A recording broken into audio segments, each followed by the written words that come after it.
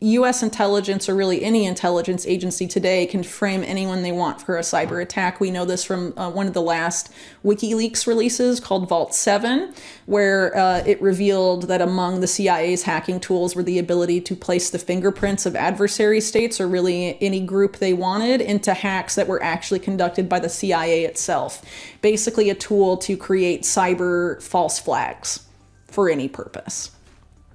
And the current CIA director is the person that was in charge of the Carnegie Endowment when they created these papers with the biggest private banks and central banks in the world about a cyber attack on the financial system, and how that would push for a merging of data sharing between banks and the CIA and intelligence. In this eye-opening interview, investigative journalist Whitney Webb delves into the disturbing revelations from WikiLeaks' Vault 7 release, exposing the CIA's sophisticated cyber capabilities and their potential for deception on a global scale. Webb meticulously breaks down how the CIA's Umbridge Group has developed tools to conduct false flag cyber operations, allowing them to mask their digital fingerprints and attribute attacks to other nations or groups. The interview explores how these capabilities could be exploited to manipulate public opinion, influence geopolitical events, and even justify military actions.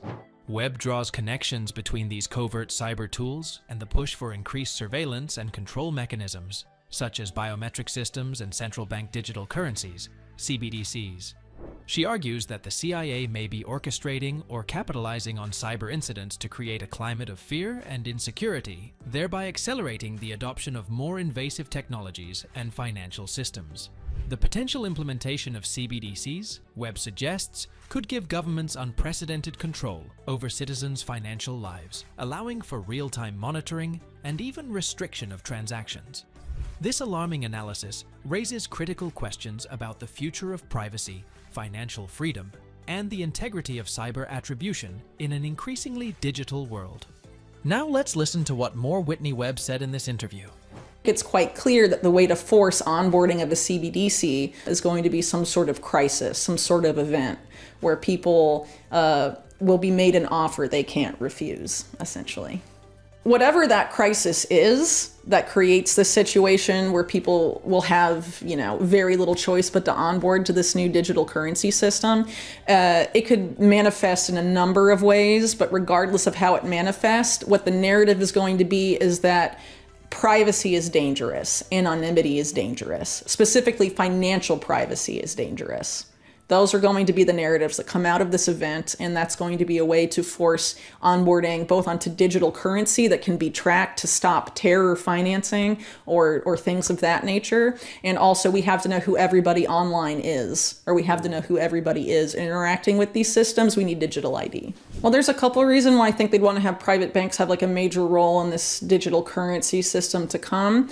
If there's a private sector entity banking you and managing your money, it's much easier for them to bank you than the federal government. So for example, if the Federal Reserve were to do a direct issue CBDC, it would be harder for them to freeze someone's bank account or debank them in any sort of significant way, as opposed to a private company where you have, for example, precedents where JP Morgan Chase, for example, debanked Dr. Mercola and some of his executives and didn't give any reason as to why. They just said, we can no longer provide you with financial services, no questions asked. That would be very hard to do in the case of a direct issued CBDC. This is something similar to the argument that's been made for social media companies censoring. They say, oh, but they're private companies, so they can restrict speech however they want. But we know now that their restrictions on private speech have been a result of public sector pressure, right? So again, people need to keep in mind that this is a public-private partnership. That's the prevailing model in the United States. The digital dollar in the United States is also going to be a public-private model. You'll have the Fed, the central bank, working with the private banks that own the Fed in the United States. And that will be the partnership between them will be the system. It's not going to be all public. It's not going to be all private. It is a partnership. If the Fed were to do a direct issued CBDC, it would take them a few years to design, experiment, and deploy it. If you're using these existing dollar peg stablecoins, those are already here. They're already on blockchains. And a lot of those phases that would take the Fed a few years have already been accomplished if you choose to use those. And if you regulate them so that they have to, for example, keep their reserves at the Fed, then you're able to sort of have the same kind of system, but you don't have to go through the process of creating a direct issued CBDC. So one of the biggest developers right now of CBDCs is this company called R3 that's backed by some of the biggest Wall Street banks in the world. And they were named by Central Banking Magazine as the CBDC Partner of the Year last year.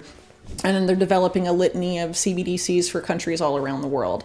But that's just one part of what they do. They have this thing they call a digital currency accelerator. And the three types of digital currencies R3 develops are CBDCs, stable coins, and tokenized deposits or deposit tokens. And some banks in the US have already rolled out deposit tokens. Citigroup, JP Morgan.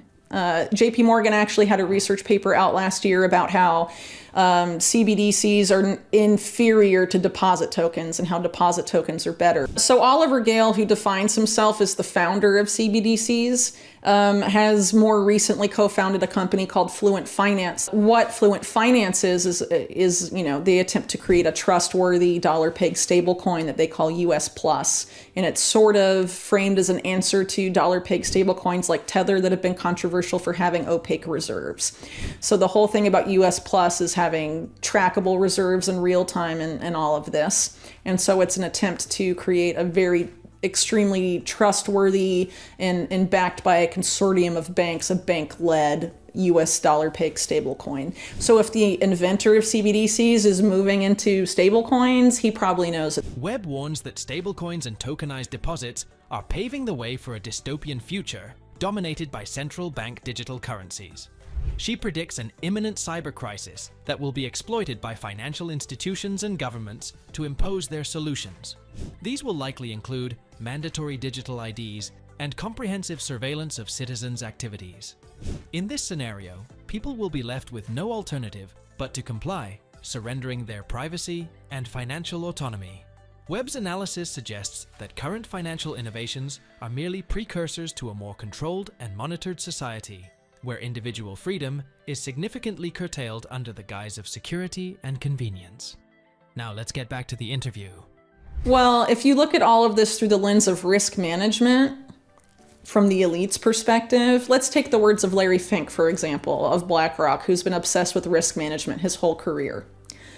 He has a quote, he's on video saying, that the markets do not like democracy. Democracy is messy. They like totalitarian governments because the risk is low.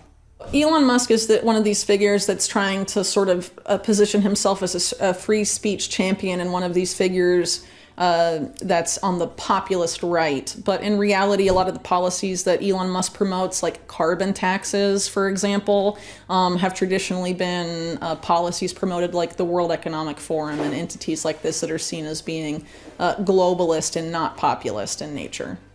People forget that Elon Musk is someone whose business has depended to a large degree on government subsidies, and currently a lot of his companies either depend on mass adoption of electric vehicles via policies linked to the Sustainable Development Goals to phase out fossil fuel vehicles, or they are contractors for the Pentagon and intelligence, like SpaceX. I think there's essentially a consensus that some other very significant financial crisis is in the cards for the next several years.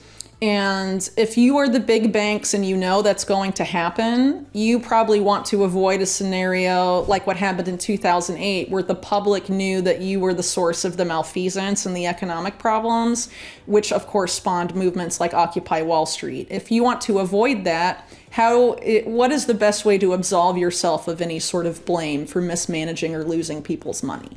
If you can say that hackers took it, then you're totally absolved, and whoever the hackers are the ones to blame. And U.S. intelligence, or really any intelligence agency today, can frame anyone they want for a cyber attack. We know this from one of the last WikiLeaks releases called Vault 7, where it revealed that among the CIA's hacking tools were the ability to place the fingerprints of adversary states, or really any group they wanted, into hacks that were actually conducted by the CIA itself.